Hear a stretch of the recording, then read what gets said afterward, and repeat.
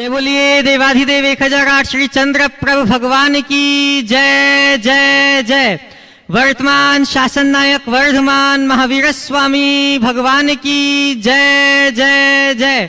परम पूज्य प्रातः स्मरणीय संत शिरोमणि आचार्य भगवान श्री विद्यासागर जी महाराज की जय जय जय।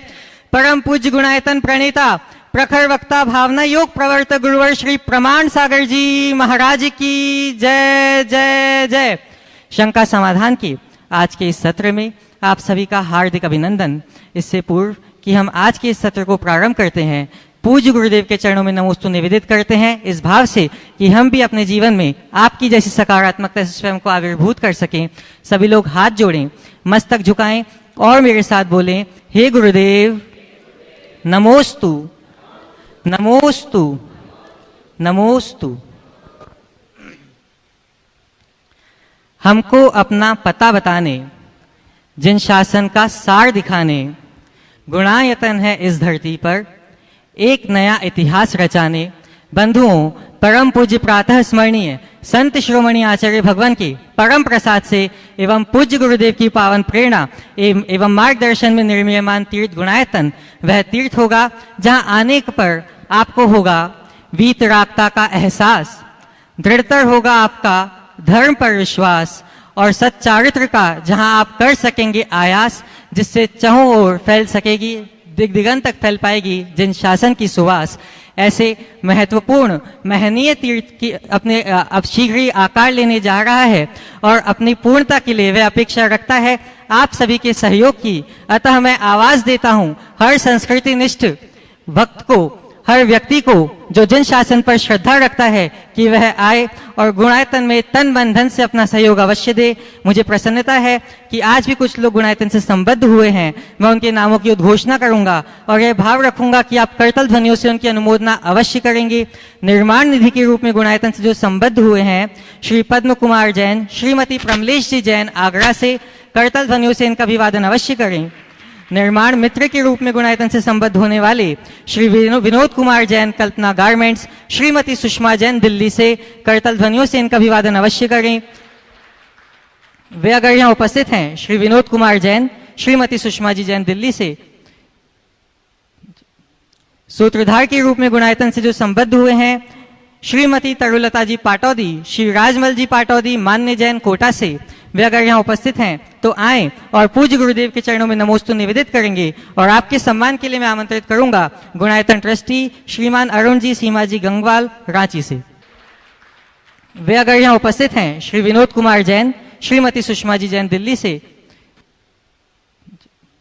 सूत्रधार के रूप में गुणायतन से जो संबद्ध हुए हैं, श्रीमती तरुलता जी पाटौदी, श्री राजमल जी पाटौदी मान्य जैन कोटा से।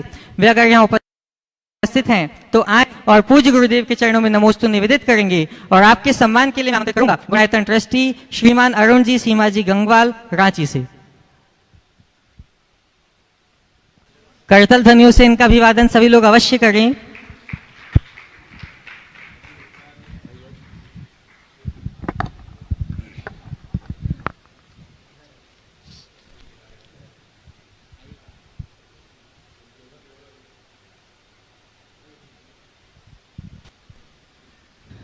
करतल ध्वनियों का क्रम जारी रहे।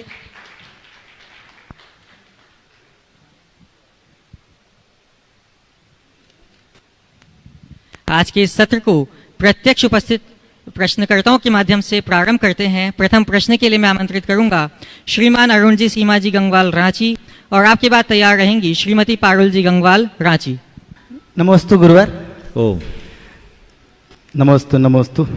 आज काफ़ी अंतराल के बाद मुझे मौका मिला, कुछ पारिवारिक कारणों से मैं 2-3 महीना से नहीं आ पा रहा था। गुरुवर, सबसे पहले तो देश विदेश के सभी लोग बहुत उत्साहित हैं, कब हम लोग गुणायतन का साक्षात दर्शन कर सकेंगे गुरुवर।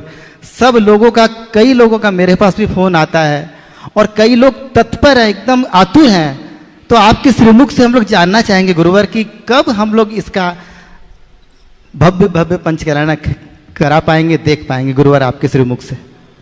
देखो, बात तो बिल्कुल सही है, सभी आतुर है और मैं भी इसी आशा से आया था कि जल्दी से जल्दी काम हो जाए।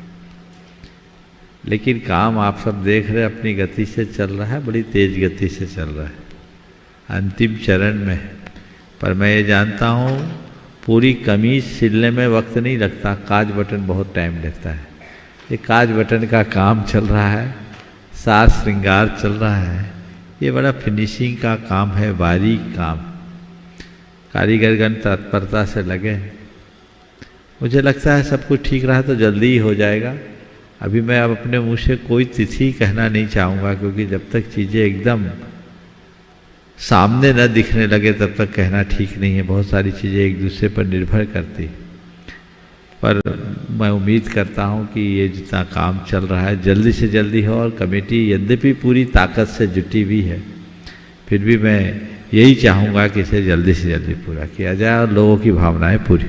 गुरुवर एक प्रश्न और है। हाँ बोलो। प्रश्न आज के अति लोकप्रिय कार्यक्रम शंका समाधान से संबंधित है। गुरुवर, ये कार्यक्रम इतना लोकप्रिय है कि लोग 6:20 का इंतज़ार करते हैं और एकदम तन्मयता से आतुर रहते हैं, भले वो कारण अपनों का फोटो देखने का हो या तत्व सीखने का हो, लेकिन लोगों में बहुत आतुरता है। अब इस शंका समाधान से संबंधित मेरे मन में एक प्रश्न है गुरुवर, अब हिम्मत तो जुटा रहा हूँ, क्षमा करेंगे। गुरुवर, जैसे आपको कैसे प्रश्न अच्छे लगते हैं जिसको आप थोड़ा पसंदीदा या अपने तन्मयता से या थोड़ा आपकी बॉडी लैंग्वेज से पता है? मैंने हम लोग को लगता है कि महाराज श्री को ये हम लोग को अच्छा लग रहा है पूछने में, तो हम लोग ये हम आपके मुख से सुनना चाहते हैं। मेरी बॉडी लैंग्वेज देख के बताओ कि ये सवाल मुझे सुनने में अच्छा लगा कि नहीं लगा। और अपना ऑब्जर्वेशन है वो बता दो। देखिए, सवाल तो जब कार्यक्रम है तो कोई भी कुछ भी पूछ सकता है। प्रश्न पूछने की आज़ादी प्रश्नकर्ता को है, तो उत्तर देने की आज़ादी मुझे भी है।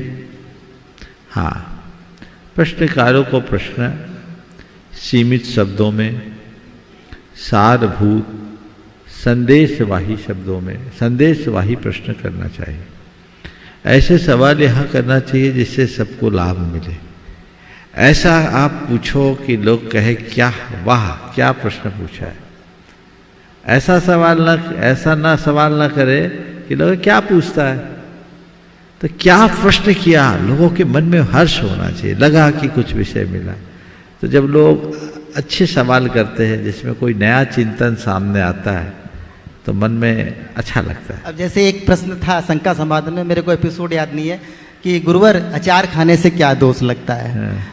तो अब पता नहीं मेरे मन में है कि ये तो आप नहीं, तो खैर एक एग्जाम्पल है, मतलब हाँ, पूछने के लिए नहीं पूछना, हाँ, वही पूछना जो इस मंच के लायक। एक महाराज जी तत्व एक छोटा सा है महाराज जी कि इंद्रिय निग्रह और इंद्रिय दमन, इसमें क्या फर्क है, बेसिक फर्क क्या है, थोड़ा लॉजिकली और थोड़ा सा। बहुत अच्छा सवाल है ये सवाल है एक्चुअल में, अभी तक तो काफी दिन हो गया था तो अब सवाल आया है।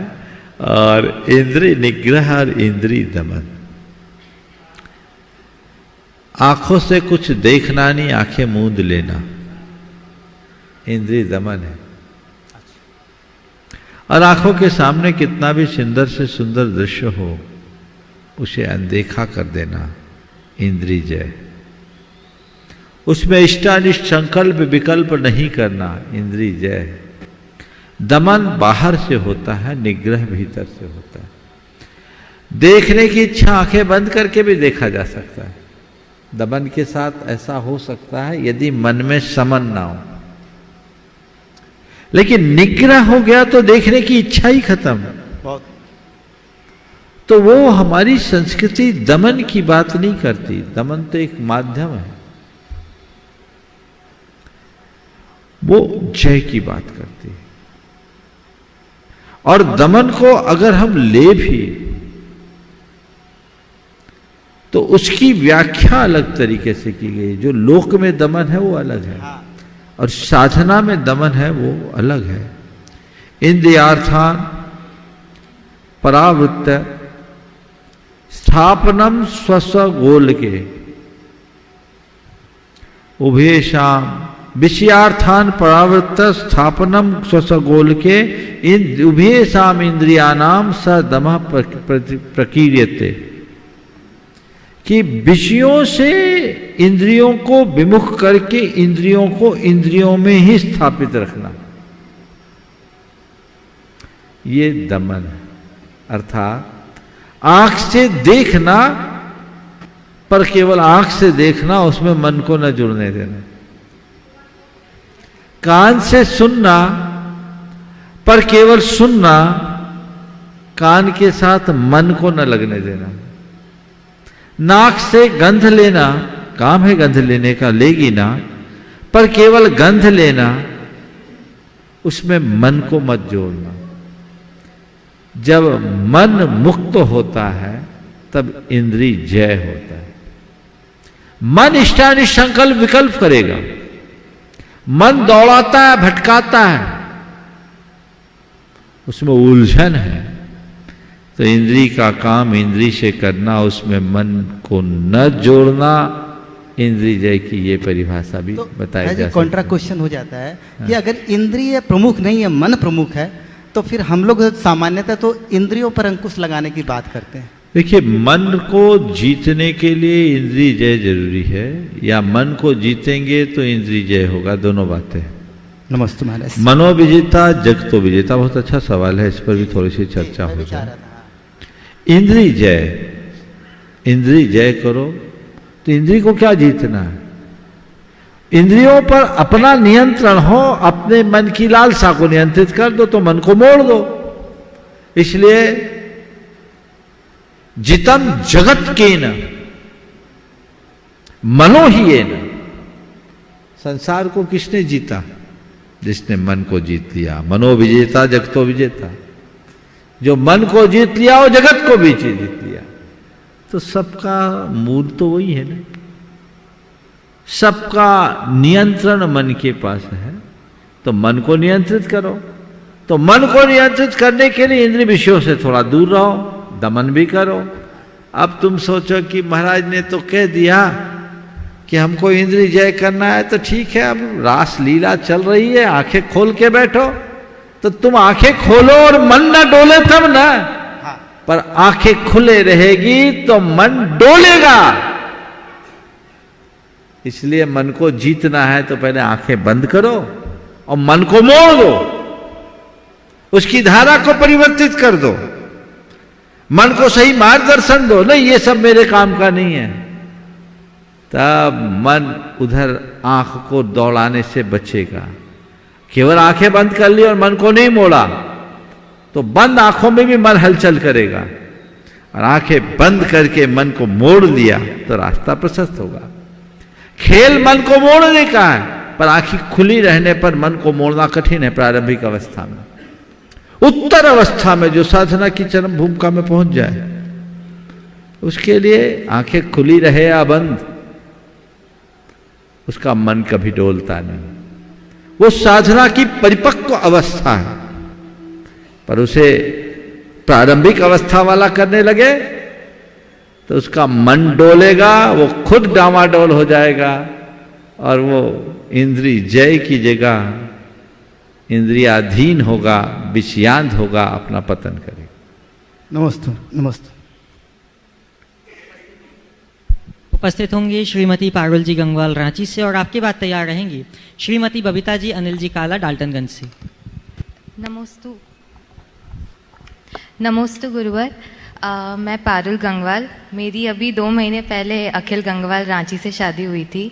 तो जब से मेरी सगाई हुई है तब से मैंने मम्मी पापा से हमेशा सुना है गुणायतन में है, गुणायतन के बारे में हमेशा कुछ ना कुछ अच्छी बातें ही सुनते आई हूँ। तो आज मैं पहली बार आ रही हूँ, तो मैंने देखा कि सही में ये बहुत ही भव्य और बहुत ही सुंदर बन रहा है। तो मेरे मन में एक सवाल हमेशा उठता था, गुणायतन शब्द कैसे आपने सोचा और उसका क्या मतलब है? ये जगह को गुणायतन आपने क्या सोच के नाम दिया है? देखो, पहले मैंने इस विषय में कई बार प्रकाश डाला है, पर आज एक लंबे अंतराल के बाद ये चर्चा आई है तो मैं फिर से बात बता रहा हूँ। जब मैं यहाँ संबित शिखर जी आया था, यहाँ देखा कि हमारा मूल तीर्थ स्थल है, हजारों लाखों यात्री यहाँ आते हैं, श्रद्धालु आते हैं, पर यहाँ ऐसा कुछ नहीं है जिससे लोग जैन धर्म के मूलभूत सिद्धांतों को जान सके।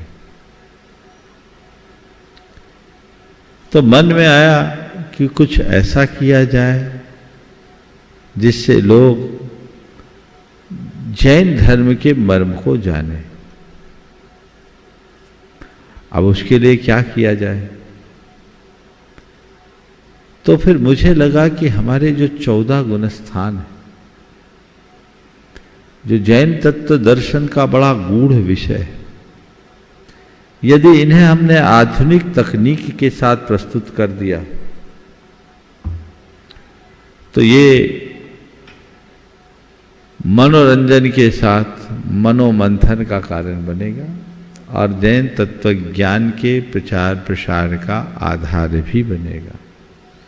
क्योंकि जो स्वाध्याय करते हो जानते हैं, सारा जैन वाङ्मय गुणस्थानों के आधार पर विवेचित है।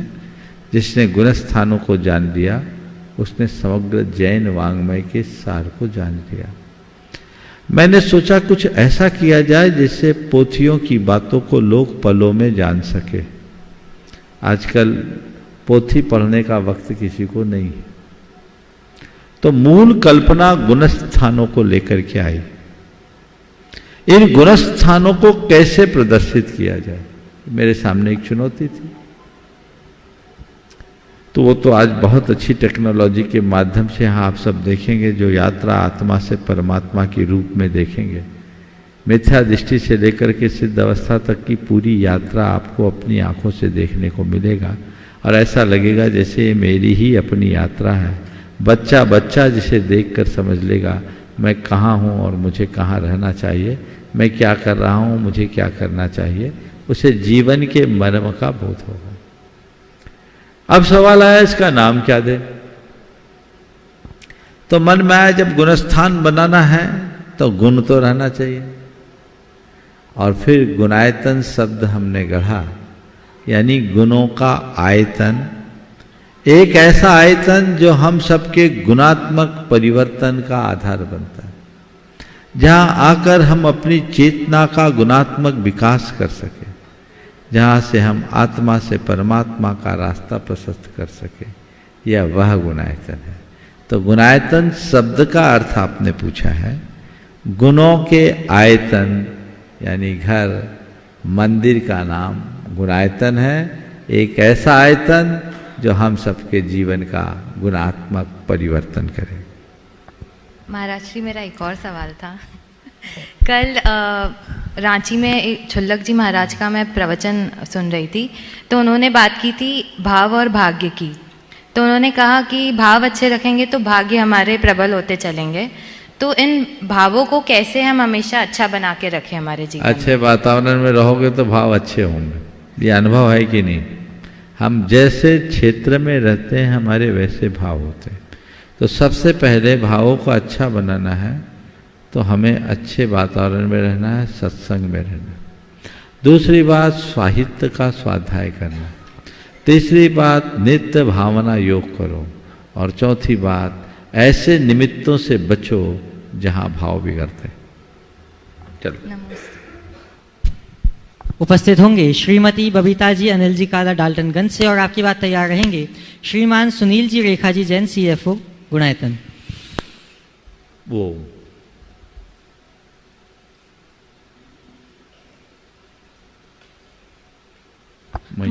महाराज श्री के चरणों में समस्त दिगंबर जैन समाज डाल्टनगंज की तरफ से त्रिवार नमोस्तु नमोस्तु नमोस्तु गुरुवर।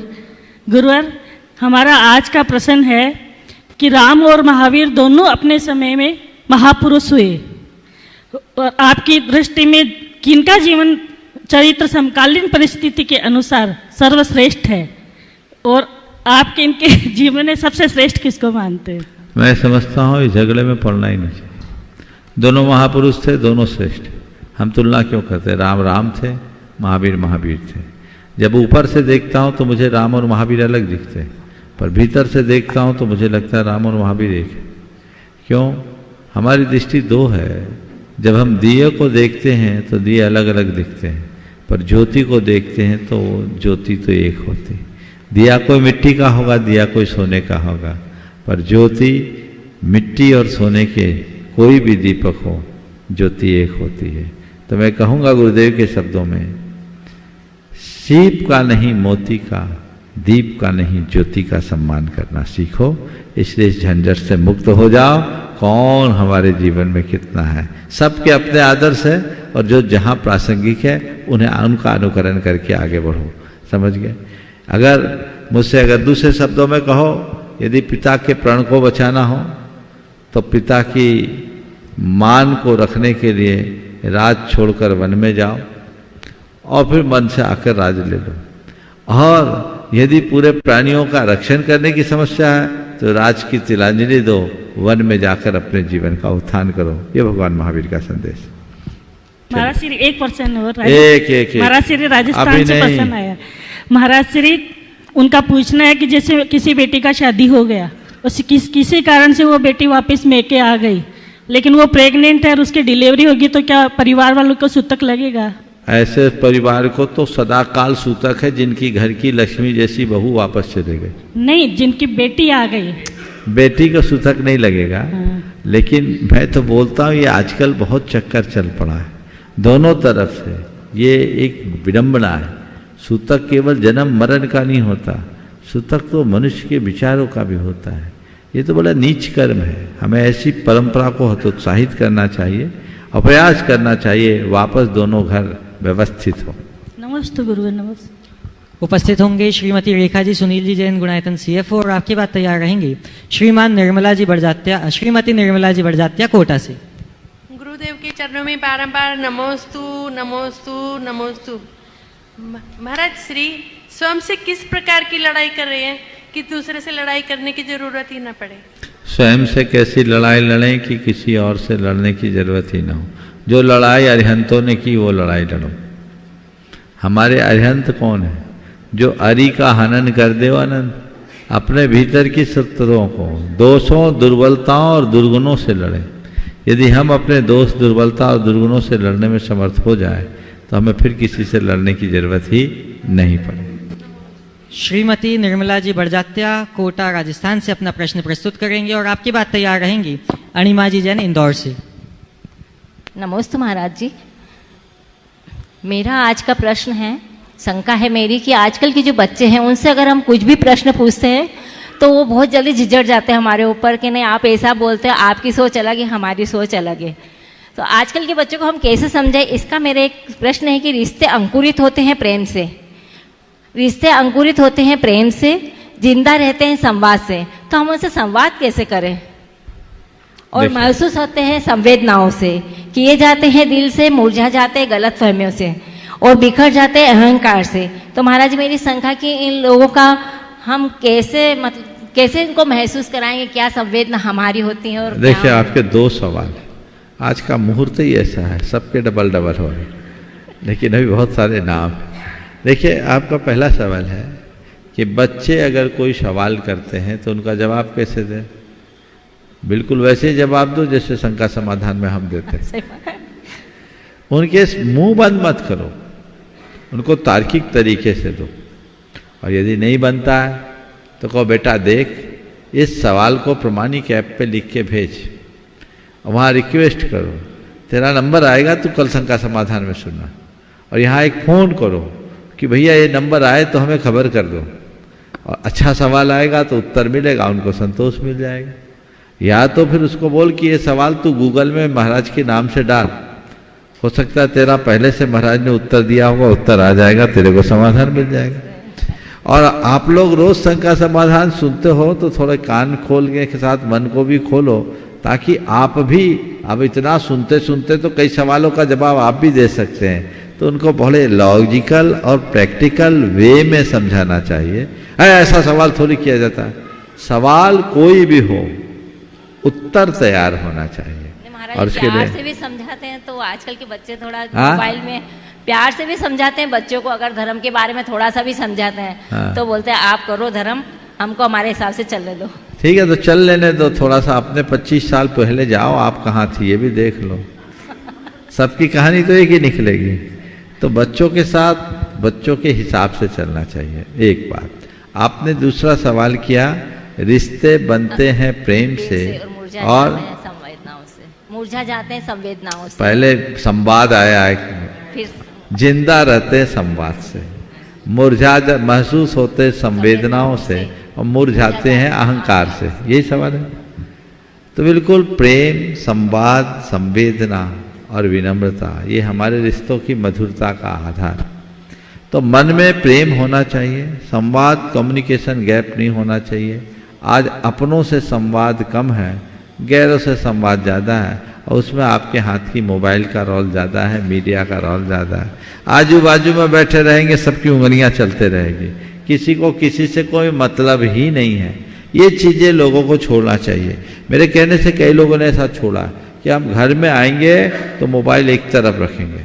आप लोग नियम कर लो, घर में आपके पतिदेव आते हैं, बच्चे आते हैं, हम लोग आधा घंटा मोबाइल को एक साइड करेंगे, फिर बात करेंगे, तो आप बच सकते हैं। आप किसी से बातचीत कर रहे, गंभीर चर्चा कर रहे, इसी बीच कॉल आ रहा है। अरे आप इतने सस्ते हो गए कि आपको कोई कभी भी पकड़ ले, आपकी निजता कहाँ जा रही है? जितने अच्छे लोग हैं, जो सफलतम लोग हैं, वे सोशल मीडिया का उपयोग तो करते ही नहीं, इंटरनेट का भी उपयोग अपने ऑफिस से बाहर नहीं करते। तो आपको जितना उपयोग करना उतना करिए। कदाचित इनका उपयोग भी करना है तो कम से कम खाते समय, परिवार के साथ बैठते समय, घर में और अपना काम करते समय, जब एक दूसरे से कोई हम विशेष संवाद कर रहे हैं तो वो बना रहना चाहिए। एक बार एक बहन ने मुझसे कहा, जो 6 महीनों के बाद एक भाई हुआ था, और बड़ा भाग्यशाली भाई, पिता ने ऑपरेशन करा दिया था माँ का, लेकिन ऑपरेशन फेल हो गया और 7वां बेटा हो गया। ये भी एक रिकॉर्ड है। 6 महीनों के बाद बेटा हुआ और बड़ा डायनामिक पर्सनालिटी का। एक बार उसकी बहनों ने आके कहा, महाराज ये मोबाइल ने हमारे भाई को हमसे छीन लिया। मैं कहा क्या बोल रहे? बोले महाराज जी हम लोग साल में एक बार आते हैं, चाहते हैं भाई से मिले। अब 6 महीनों के बाद भाई होगा तो प्रेम से आप सोच सकते क्या है, और उसका व्यक्तित्व भी ऐसा है। हम सोचते हैं भाई बहन से बात करें, हम लोग इससे बात करें, महाराज ये 2-2 मोबाइल रखता है। मुश्किल से हम लोगों के पास आधा पौन घंटे का समय बीतता है, लेकिन आते समय मोबाइल घन घन घन घन चलते रहता है। अब क्या करें? तो हमने उसको नियम दिया कि तू एक नियम ले कि जब तक तेरी बहनें हैं, घर में घुसने के पहले मोबाइल का स्विच ऑफ करेगा। जिस दिन से उसने ऐसा किया, घर में खुशहाली चालू हो गई। तो ये चीज़ें होनी चाहिए, और अहंकार को उतना ही पुष्ट करे जितने में रिश्ते मेंटेन। चलिए महाराज।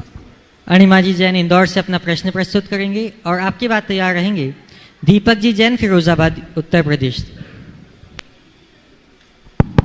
गुरुदेव के चरणों में त्रिकाल बार नमोस्तु नमोस्तु नमोस्तु। गुरुदेव मेरा प्रश्न है, जो बौद्ध मत्यानु लोग हैं वह मानते हैं कि जो कर्म है वो सिर्फ कर्म को कर्ता मानते हैं, भोक्ता नहीं मानते। जो अपना जीव है वो सिर्फ कर्म को करता है, भोक्ता नहीं है। लेकिन अपने दर्शन में जीव को कर्ता भी माना है और भोक्ता भी माना है। लेकिन वर्तमान स्थिति में जो अपन देखते हैं व्यवहार में कि अपन कर्म तो कर रहे हैं, लेकिन जो भोग रहा है वो अपनी पुद्गल भोग रही है। तो इसको अपन निश्चय से और व्यवहार से और उनके मत को खंडन करते हुए क्या तर्क दें और क्या अपने व्यवहार में उतारें? देखिए, बौद्ध मत तो कहता है क्षण का सर्व संस्कार, क्षण संतति को लेकर वो चलते हैं और सब संस्कार को क्षणिक मानते हैं। वो आत्मा के अस्तित्व को नहीं मानते। तो कर्ता कोई और है, भोक्ता कोई और है, क्योंकि कर्ता का क्षण अलग है और भोगने का क्षण अलग है। इसलिए वो एक मत है। जैन धर्म अनेकांतवादी। जैन धर्म निश्चय से आत्मा को कर्ता और भोक्ता भी मानता है, अपने परिणामों का कर्ता और अपने परिणामों का भोक्ता। ये जैन धर्म की मूल व्याख्या है, जो निश्चय ने से है। व्यवहार ने से घटपट आदि पदार्थों का, पुद्गल कर्मों का कर्ता और संसार के सुख दुखों का भोक्ता है, ऐसा समझना चाहिए। अपन अगर आत्मा से ही भोक्ता मानेंगे तो अपनी आत्मा, जैसे बोलते हैं ना कि वर्तमान में जो जीव है तो वो तो अमूर्तिक है, लेकिन पुद्गल कर्मों के संयोग से वो मूर्तिक रूप में परिवर्तन हो रहा है व्यवहार नए से। तो अगर अपन कर्म जो भोग रहा है वो आत्मा किस प्रकार भोग रही है? शरीर सशरीरी आत्मा, संसारी आत्मा शरीरी है, सशरीरी है। तो सशरीर होने के माध्यम से शरीर सहित ये आत्मा भोग रहा है। ये भोक्तित्व संसारी आत्मा का। नमोस्तु गुरुदेव। उपस्थित होंगे दीपक जी जैन, फिरोजाबाद, उत्तर प्रदेश से, और आपकी बात तैयार रहेंगे तनलाल जी जैन, सिंगोली से। गुरुवर के चरणों में मैं और मेरे परिवार की तरफ से नमस्तु नमस्तु नमस्तु। गुरुवर, मैं बचपन से ही इस बात से बहुत परेशान रहा हूँ कि जैसे कि किसी ने किसी पे जादू कर दिया, टोना कर दिया, चौकी रख दी, तो सर, तो गुरुवर घर के कुछ लोग कहते हैं कि ये मिथ्यात है, और अगर मिथ्यात है तो कोई बात नहीं, अगर नहीं है तो इसका उपाय क्या है फिर? देखिए, जादू टोना नहीं है ऐसी बात तो नहीं है, पर जादू टोना में उलझ जाना अच्छी बात नहीं। जादू टोना है, लेकिन उनके ही लिए जिनका मनोबल कमजोर है। अपना मनोबल पक्का रखो, कोई जादू टोना काम नहीं है। आजकल लोगों का मनोबल बड़ा कमजोर दिखता है, अंधविश्वासी लोग ज़्यादा होते हैं, छोटी छोटी बातों में हर चीज़ में जादू टोना। बुखार भी आ गया तो कोई नज़र लग गया, कोई कुछ हो गया, कोई कुछ हो गया, होता है। इससे नज़र मैं नकार नहीं सकता, हमारे शास्त्रों में भी वर्णन है और व्यवहार में भी दिखता है। लेकिन जिनका मनोबल पक्का होता है उनके ऊपर किसी जादू टोने का असर नहीं पड़ता। अपना श्रद्धान प्रगाढ़ रखो, नमोकार मंत्र का स्मरण रखो, अपने इष्ट पर विश्वास और भरोसा रखो, जादू टोना सब धरे रह जाएंगे। और ज़्यादातर जादू टोना करने वालों के हाल खुद ही बेहाल हो जाते हैं, इसलिए बचना चाहिए। तनलाल जी जैन सिंगोली से अपना प्रश्न प्रस्तुत करेंगे और आपके बाद तैयार रहेंगे तन्मय जी लुहाड़िया रांची से। परम पूज्य गुरुवर के पावन चरणों में नमोस्तु नमोस्तु गुरु नमोस्तु। गुरुवर, जीवन की ये सच्चाई है, जीवन की ये सच्चाई है कि आप कर्म काट रहे हैं और हम दिन काट रहे हैं। आप महावीर के सिद्धांतों पर चलकर महावीर के सिद्धांतों को हमें बता रहे हैं, और हम उनके अनुयायी होने के बाद भी उन सिद्धांतों पर चलने में अपने आप को असमर्थ महसूस करते हैं। कितनी ही बार आपके आशीर्वाद मिलने के बाद भी हमारी स्थिति में सुधार होने की संभावना बहुत कम लग रही है। गुरुवर, हमें ऐसा आशीर्वाद दें कि हम ऐसा संदेश दें कि हम आपके सिद्धांतों पर। इसका एक ही बात है, नमस्ते गुरुवर। आप भी कर्म काटने लगोगे जिस दिन जाग जाओगे। जिसकी आत्मा जागती है उससे कर्म भागता है, और जिसकी आत्मा सोती है कर्म उसे सताता है। तो हम जो कुछ भी सुने जागते हुए सुने और जागने के लिए सुने। यदि ये दो बातें आ गई तो जीवन धन्य हो। चलिए तन्मय जी लुहाड़िया रांची से अपना प्रश्न प्रस्तुत करेंगे और आपके बाद तैयार रहेंगे पद्म कुमार जी जैन आगरा से। नमोस्तु महाराज जी। महाराज जी, राजा श्रेणिक की कहानी आती है। आप हाँ बोलो। हाँ, तो कहानी में राजा श्रेणिक की कहानी में एक अंत का एक वर्णन है कि उनका एक बेटा था अजात शत्रु। अजात शत्रु ने अपने पिता को कैद कर लिया था। फिर वो कुल्हाड़ी लेके आता है ग्लानी में कि उनको छुड़ाना है, लेकिन राजा श्रेणिक को ये लगता है कि मेरा बेटा मुझे मारने आ रहा है, और वो सर मार मार के अपना प्राण त्याग देते हैं। अब राजा श्रेणिक को तो तीर्थंकर प्रकृति का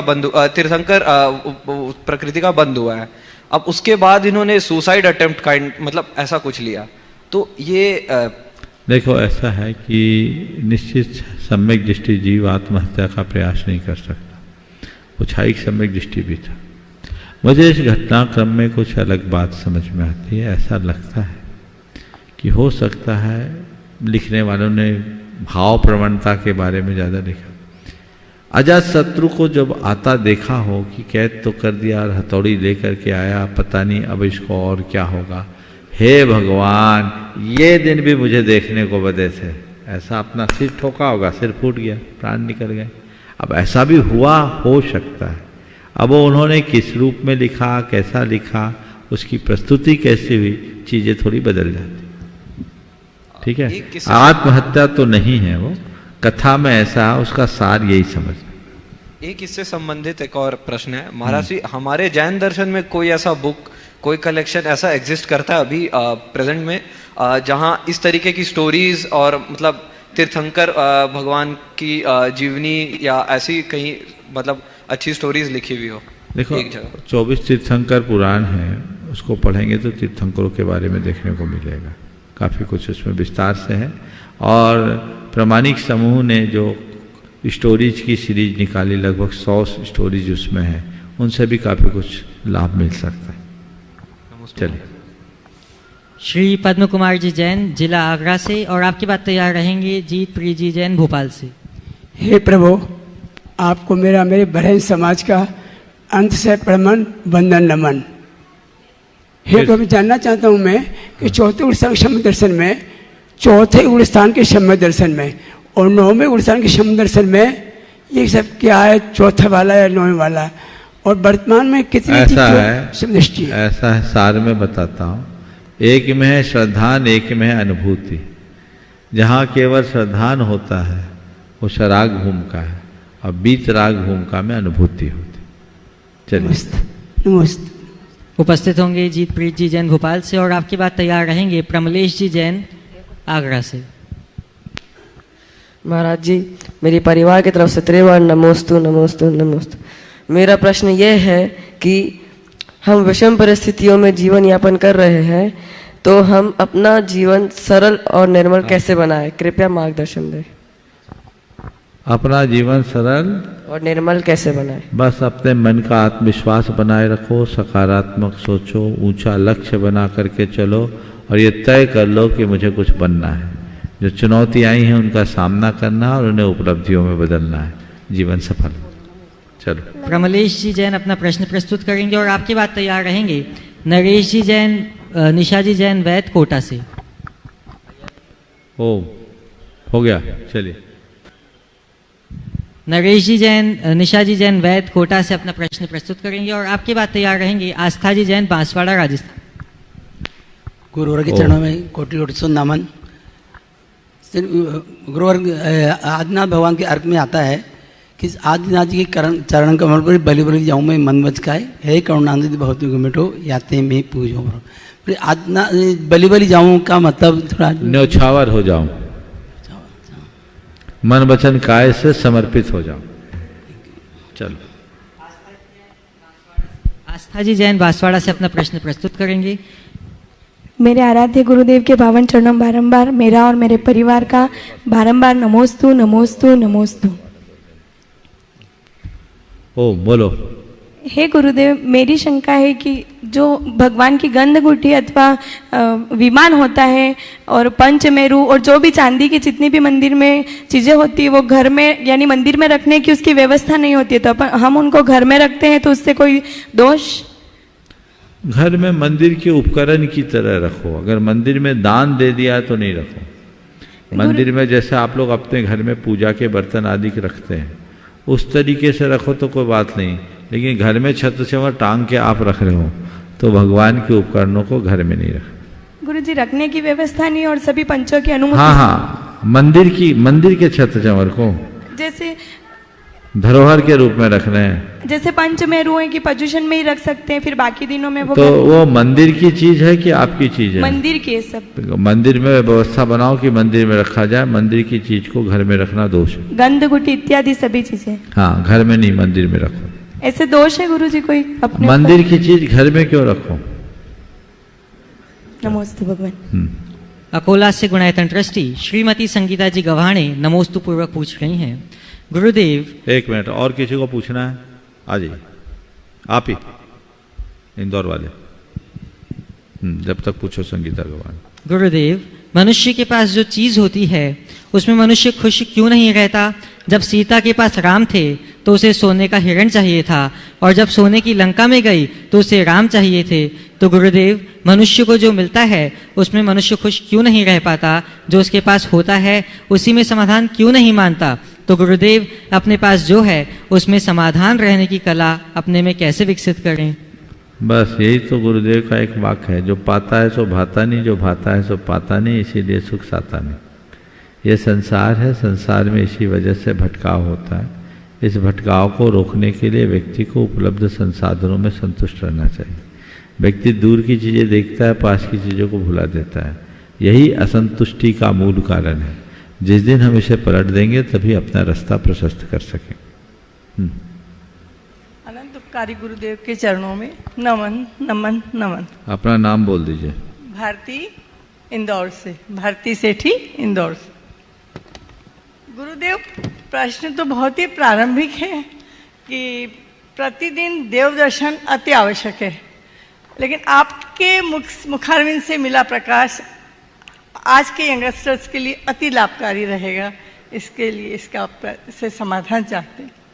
देखिए, देव दर्शन की उपयोगिता हमें बहुत ही तार्किक तरीके से प्रस्तुत करने की जरूरत है। एक बार एक परिवार मेरे पास आया, उनके साथ बेटा था। परिवार के लोगों ने कहा, महाराज जी इससे कहिए ये मंदिर जाए। मैं उसकी तरफ देखा, बोला महाराज जी हमने जब पाप ही नहीं किया तो मंदिर क्यों जाए? तो मैंने कहा, किसने कहा पाप धोने के लिए मंदिर जाते हैं? तूने पाप नहीं किया इसलिए तुझे मंदिर जाना है, किसने बोला? इसकी कोई जरूरत नहीं है। पाप धोने के लिए मंदिर जाने की जरूरत नहीं है। मुझे अपने जीवन को पावन बनाए रखना, इस प्रकार के संकल्प को बनाए रखने के लिए मंदिर जाना है। तूने पाप नहीं किया, अच्छा भविष्य में कोई पाप ना हो, मैं अपने जीवन को पावन बनाए रखूं, अपने मन में वैसी प्रेरणा जगा के रखूं, तो तू मंदिर चला जाएगा तो क्या होगा? मैंने उससे पूछा, तुम भगवान को मानते हो कि नहीं? बोले मानते हैं। तो बोले भगवान को किस रूप में मानते हैं? बोले भगवान को एक आदर्श मानता हूँ। तो बोले बस मंदिर में भगवान विराजमान है और समझ लो एक आदर्श है, मुझे उनसे कुछ अच्छी प्रेरणा लेनी है, अपने जीवन को स्वस्थ और सकारात्मक बना करके चलना है, सहज बना करके चलना है, संतुलित जीवन जीना है, तुमको रास्ता मिल जाएगा। तो पहली बात, हम केवल पारंपरिक तरीके से धार्मिक क्रियाओं के लिए लोगों को प्रेरित करना बंद करें। हम लोगों को ये बात समझाएं कि हमारी जितनी भी धार्मिक क्रियाएं हैं वे एक परंपरा मात्र नहीं है, ये हमारे जीवन के रूपांतरण का विज्ञान है। इससे हमारे जीवन में एक दिशा आती है, हम अपने जीवन को सहज, शांत और सकारात्मक बना सकते हैं, एक प्रेरणा अपने हृदय में जागृत कर सकते हैं और जीवन का पथ प्रशस्त कर सकते हैं। जब लोगों को हम इस तरीके से बताने में समर्थ हो जाते हैं तो उनके जीवन में व्यापक बदलाव आता है। न केवल बदलाव आता है, अपितु मिल भी जाते हैं।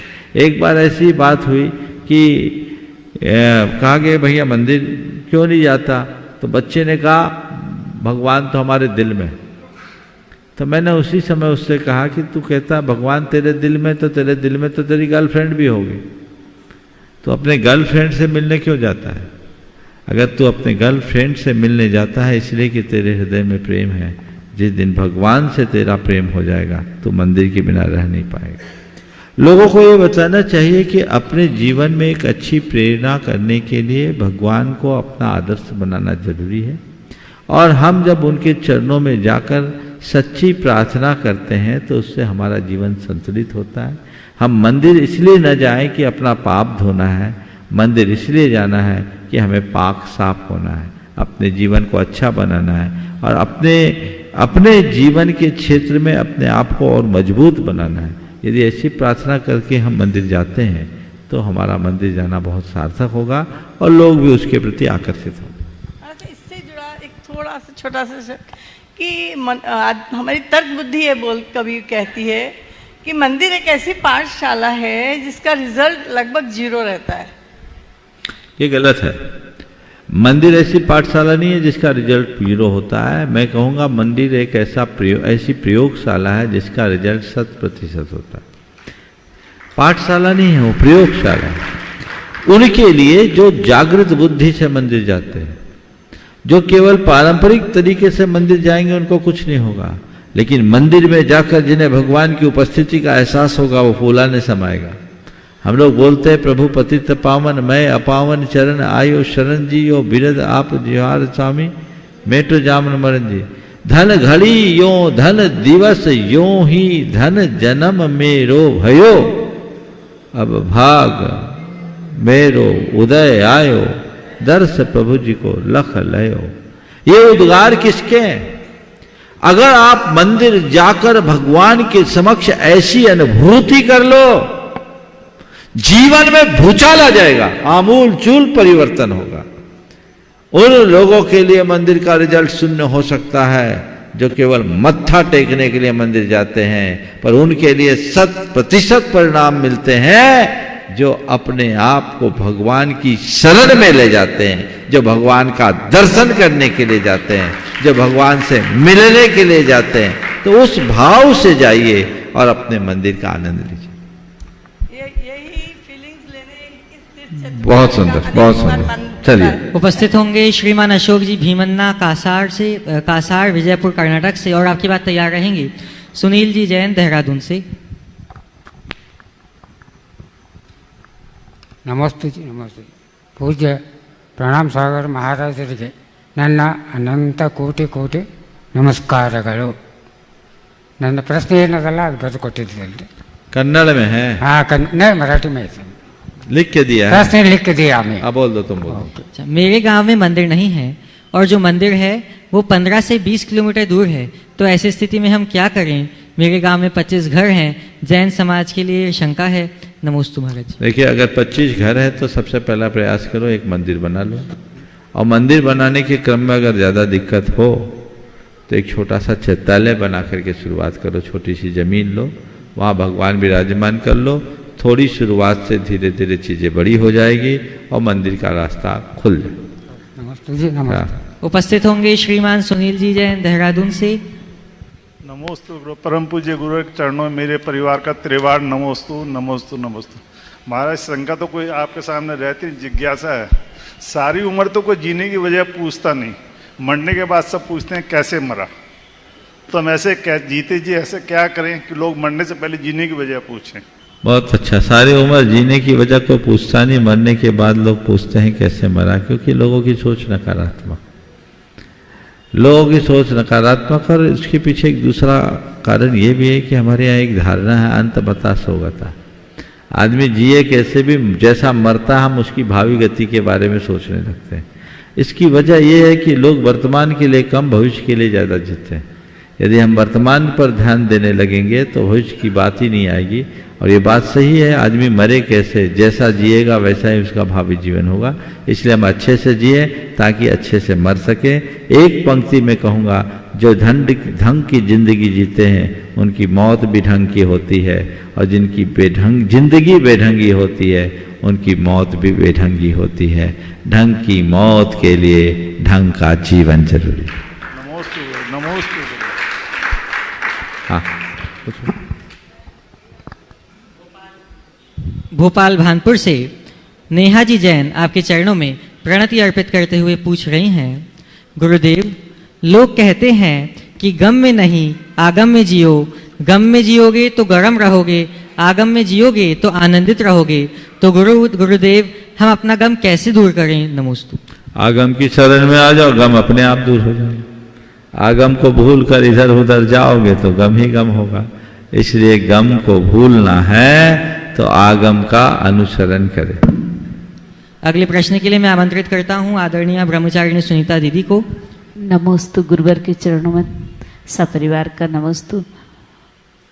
महाराज जी, समाधि की भावना बोलते हर समय समाधि की भावना भाना, तो जब तरुण अवस्था है, तरुण अवस्था में भी मरण होता, वृद्ध अवस्था में भी मरण होता, कभी भी मरण होता है, तो ऐसी अवस्था में समाधि करने के लिए जो क्रियाएं बताई भगवती आराधना में वो तो लागू नहीं होती हैं। लेकिन अगर ये उम्र में अगर मरण होता है तो इसमें जब हम त्याग के साथ में जो क्रियाएं बताई कि ऐसे ऐसे आँख कान इनका सबका देखना सुनना, कि चंदन लगाओ तो पता चल जाता कितने दिन की आयु बची, तो ये सब होने के बाद में अगर हम तरुण अवस्था में इन चीजों का किसी चीज का त्याग करके चलते हैं तो वो आत्महत्या नहीं माना जाएगा। और अगर वो आत्महत्या माना जाएगा तो फिर समाधि मरण कैसे करें? पहली बात तो हमारे यहाँ समाधि मरण के लिए ऐसा नहीं कहा कि तरुण अवस्था में समाधि कर लो। मरणांत किम संलेखनाम जोशिता का, मरणांत समय में संलेखना का विधान बताया है, जीवन काल में नहीं। इसलिए जब मरणांत काल आए तब समाधि की व्यवस्था और व्याख्या ऐसा समझना चाहिए। जहाँ तक सवाल है समाधि की भावना का, तो समाधि की भावना भाने का मतलब ये नहीं है कि अभी सब कुछ छोड़कर बैठो। भावनात्मक रूप से कसाय संलेखना करो और दिन रात मेरे स्वामी ये भावना में भाऊं, देहांत के समय में तुमको न भूल जाऊं। मेरा अंत कभी भी हो सकता, आयु कोई नहीं जानता। हमारे यहाँ दो तरह के प्रत्याख्यान बताए, एक बृहद प्रत्याख्यान, एक संक्षेप प्रत्याख्यान। बृहद प्रत्याख्यान उनकी है जो सामयिक मृत्यु में जीते, और संक्षेप प्रत्याख्यान उनके लिए है जिनके साथ अचानक कोई ऐसी परिस्थिति बन जाए और उस परिस्थिति की वजह से उसे अपना देह छोड़ना पड़े, तो वो संक्षेप प्रत्याख्यान होता है। तो वो उस समय के लिए तरुण अवस्था में संक्षेप प्रत्याख्यान है। ऐसा नहीं कि हृष्टपुष्ट शरीर है और हृष्टपुष्ट शरीर है, अचानक कुछ हो गया तो समाधि ले ले, ऐसा नहीं। हाँ, तरुण अवस्था में अगर कोई ऐसा उपसर्ग आ जाए, तरुण अवस्था में ऐसी कोई बीमारी आ जाए, तरुण अवस्था में ऐसी कोई परिस्थिति निर्मित हो जाए जहाँ जीने की संभावना शेष ना हो, तब फिर शरीर का मोह छोड़ते हुए क्रमशः अपनी शक्ति के अनुसार विधि पूर्वक जो हम शरीर विसर्जन की प्रक्रिया अपनाते हैं वह समाधि कहलाती है। महाराज जी, जैसे अभी कैंसर हो गया तरुण अवस्था में, हाँ, तो उसमें अब वो गाल भी पूरा कट गया है, तो 28-29 साल की उम्र में, तो उनको समाधि के लिए कैसे? अरे आपने देखा नहीं, युवा अवस्था में एक सुनील भाई की समाधि यहाँ हुई ना, कैंसर हुआ, वो जागरूक आत्मा थे, डॉक्टरों ने बताया, वो डरे नहीं, बोले ठीक है अब मैं मरूंगा नहीं, देह परिवर्तन करूंगा, मरना है सो मरना। लेकिन यहाँ आकर उन्होंने कितनी उत्तम समाधि की और विधिवत समाधि हुई। तो ये बहुत दुर्लभ चीजें हैं और इसको ऐसे अनुरूप देख करके चलना चाहिए। देखिए 3 मिनट शेष है, लेकिन कार्यक्रम को मुझे यहीं रोकना पड़ रहा है क्योंकि लिमिट क्रॉस हो रहा है। अब फिर चीजें उल्टी हो गई है, इसलिए यहीं रखते हैं। बोलिए परम पूज आचार्य गुरुवर श्री विद्यासागर जी महाराज की ओ।